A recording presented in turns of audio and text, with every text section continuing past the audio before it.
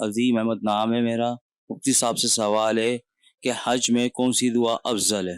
حج میں چونکہ بنیادی اعتبار سے جو سب سے اہم رکن ہے اور جو اصل حج ہے وہ عرفہ کا وقوف ہے، یعنی میدان عرفہ میں جو وقوف کیا جاتا ہے وہ یہ اس کے بارے میں فرمائے کہ عرفہ جو ہے یہی حج ہے. یعنی جو بندہ بھی احرام کی حالت میں 9 ذی الحجہ کو ظہر کے وقت کے بعد سے لے کر 10 ذی الحجہ کی صبح سے پہلے پہلے اگر میدان عرفات کے اندر احرام کی حالت میں داخل ہو گیا لمحہ بھر بھی، تو ایسے بندے کا حج ہو جاتا ہے، یعنی وہ حاجی بن جائے گا. باقی اس کے علاوہ دعا کا اصول یہ ہے کہ بندہ جب نماز کے علاوہ کسی اور موقع پہ دعا مانگے تو وہ دعائیں مانگے کہ جو اس کے دل کے اندر آ رہی ہیں. ٹھیک، یعنی جو مانگنے کا اس کا دل کر رہا ہے کہ اب میں اللہ پاک سے یہ مانگوں، وہ مانگے اللہ پاک سے.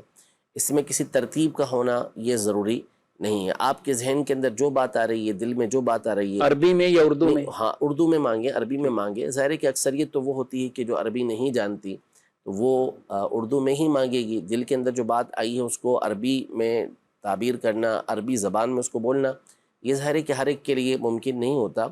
تو اپنی مادری زبان کے اندر ہی آپ اللہ کی بارگاہ میں دعا کریں. اور 2 باتیں اس میں اور کہ نمبر 1 اللہم ربنا آتنا فی الدنیا حسنۃ وفی الآخرۃ حسنۃ وقنا عذاب النار، اس کو جامع ترین دعا کہا گیا ہے. تو اگر آپ کوئی اور دعا نہیں مانگ سکتے تو یہ مانگے. اور اس سے بھی افضل جو دعا ہے وہ ہے نبی پاک صلی اللہ تعالیٰ علیہ وآلہ وسلم پر درود پاک پڑھنا. تو جتنا ممکن ہو، جہاں جہاں ممکن ہو، آپ نبی پاک صلی اللہ علیہ وسلم پر درود پاک پڑھیں. کہ اصل نبی پاک صلی اللہ علیہ وسلم پر درود پاک پڑھنے کا معنی اللہ کی بارگاہ میں حضور پاک صلی اللہ علیہ وسلم پر رحمت و رضوان کے نزول کی دعا کرنا ہے.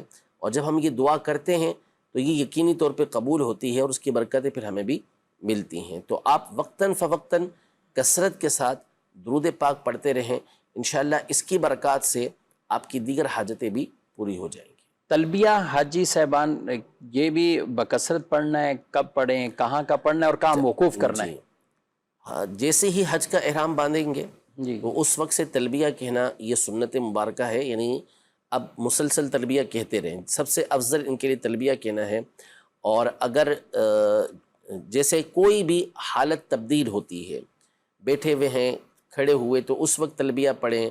کسی اونچی جگہ پر جا رہے ہیں، کچھ افراد ملتے ہیں تو اس وقت تلبیہ پڑھیں. تو جیسے کنڈیشن آپ کی تبدیل ہو اس میں بہتر ہے کہ تلبیہ دوبارہ سے دوبارہ پڑھتے رہیں اور 3 مرتبہ یہ پڑھتے رہیں. یہ افضل ترین کام ہے. اور جب تک آپ 10 ذی الحجہ کو جمرۃ العقبہ یعنی سب سے بڑے شیطان کی جب تک رمی نہیں کریں گے اس وقت تک تلبیہ پڑھنا یہ سنت مبارکہ ہے. یہ پڑھتے رہیں، انشاءاللہ اس کا آپ کو فائدہ ہوگا. اور اس کے ساتھ پھر جب آپ چاہیں تو آپ جو تکبیر تشریق ہوتی ہے اللہ اکبر لا الہ الا اللہ واللہ اکبر وللہ الحمد، اس کو بھی پڑھیں. کہ حدیث میں صحابہ کا یہ بھی طریقہ آیا ہے کہ ان دنوں میں یہ تلبیہ بھی پڑھتے تھے اور ساتھ میں یہ تکبیر تشریق بھی پڑھا کرتے تھے.